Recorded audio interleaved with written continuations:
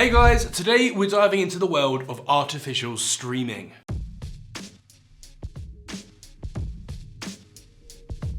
Artificial streaming has been a heated topic in the music industry, stirring up endless discussions on how to handle it. In 2024, Spotify rolled out a zero-tolerance policy on artificial stream boosting, which means that any attempt to artificially pump up your streams could land you in serious trouble. But with all these new rules, artificial streaming is still a big issue, and as it seems, it's not going away anytime soon. In this video, we'll break down what Spotify artificial streaming really is, share legit ways to grow your streams, and offer tips on what to do if you get accused of fake streaming when you haven't done anything wrong. Let's dive in. Part 1. What is Spotify artificial streaming? Artificial streaming is basically any method that manipulates your stream numbers, and yeah, Spotify considers it fraud, which means that it can have potential legal implications. It means that your music is getting plays that don't come from real listeners who actually want to hear it. Most of the time, artificial streaming happens through automated processes like bots or scripts that third-party services sell in exchange for money. In simple terms, bots are software programs designed to play your music on replay. Usually, they'll play each track for at least 31 seconds to reach the minimum time Spotify needs to count a stream, but it's not always as obvious as using bots. Artificial streaming can happen on purpose or by accident, and sometimes you might not even know it's happening. Here are a few ways it can go down: releasing music under fake artist names, getting your account hacked, having your track added to a fake playlist, or even playing your own music on repeat on multiple devices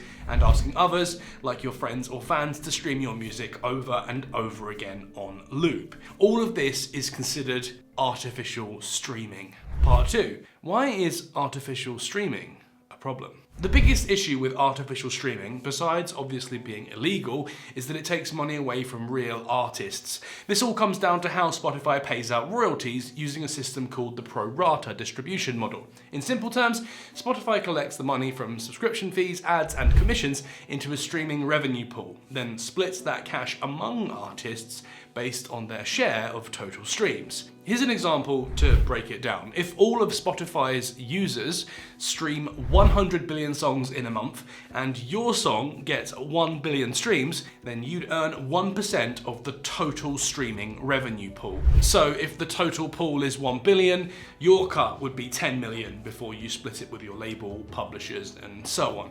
This means that anyone using fake streams to boost their streams on the platform is essentially stealing a piece of that pie from artists who actually earned it. It's unfair to those putting in the work, and it messes with the entire system. But here's the thing, artificial streaming doesn't really help the artists doing it either. First off, if you try to game Spotify's system, you will eventually get caught. The probability of you getting away with it is close to zero, and when that happens, the consequences aren't pretty. You could face serious penalties like getting your earnings frozen, having your music taken down, being banned from the platform together. And that's just the beginning. Beyond the legal stuff, fake streams can actually hurt your music career. Streams are not only about money, they also reflect your listeners' intent and engagement with your music. You ultimately need actual fans who will stream your releases because they love them, come to your shows, buy your merch, and stick with you through every release cycle. Artificial streaming may seem like a quick way to make money, but in the long run, it won't pay off. Plus, when Spotify catches you, it can mess up with your algorithm, making it even harder for real fans to discover your music organically. Part 3. What are alternative ways to boost your streams? So, if artificial streaming is a no-go, you might be wondering, what can I actually do to grow my streams organically? And that's a great question, and here's the good news. There are plenty of legit strategies to get your music out there, build your audience, and boost your streams. You can embrace social media through organic content and paid ads, pitch your music to independent curators, blogs, or publicists, create pre-save campaigns to engage both new and existing fans, and run ads directly on Spotify using Spotify Ad Studio.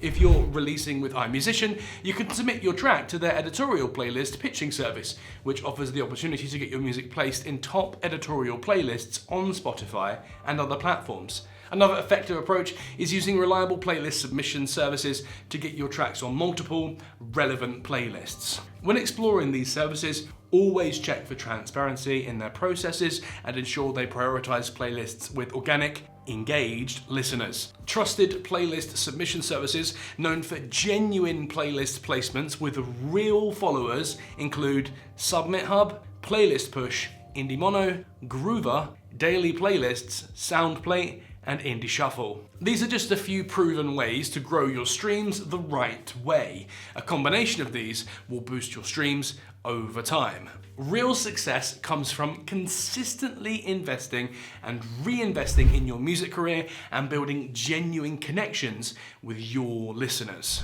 Part 4. What do I do when I'm accused of fake streaming?